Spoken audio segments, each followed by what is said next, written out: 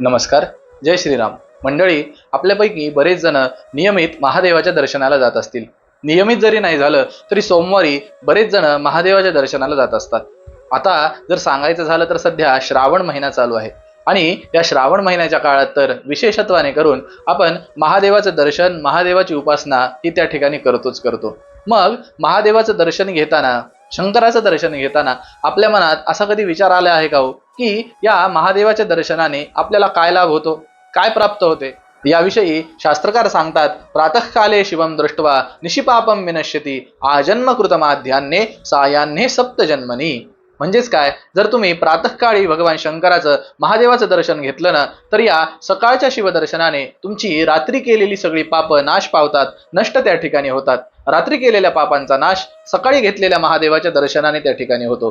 पुढे वर्णन करतात, आजन्मकृत माध्यान्ने, माध्यान्ह काळी म्हणजेच दुपारच्या वेळी जर तुम्ही भगवान शंकराचं दर्शन घेतलं तर या दर्शनाने तुमची जन्मभरातील केलेली सगळी पाप नष्ट होतात.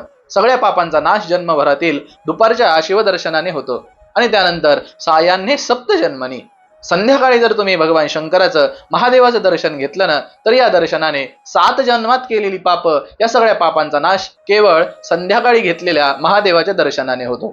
त्याच्यानंतर शास्त्रकार पुढे अजून वर्णन करतात, मेरू कांचन दत्तानाम गवाम कोटी शतैरपी पंचकोटी तुरंगानाम तत्फलम शिवदर्शनम.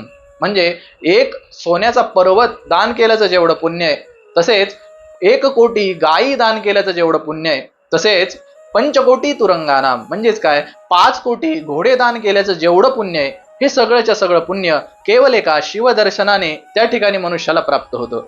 एवढा मोठा लाभ भगवान शंकराच्या एका दर्शनाने मनुष्याला त्या ठिकाणी होतो. म्हणून महादेवाचं दर्शन विशेषत्वाने त्या ठिकाणी सांगितलेलं आहे.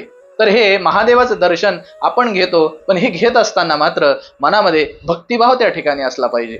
देव हा भावाचा भुकेला आहे. त्यामुळे भक्तिभावाने जर हे दर्शन घेतलं तरच या सगळ्या पुण्याचा लाभ मनुष्याला त्या ठिकाणी होऊ शकतो आणि मनुष्याच्या पापाची निवृत्ती त्या ठिकाणी होऊ शकते. धन्यवाद. शुभम भवतु.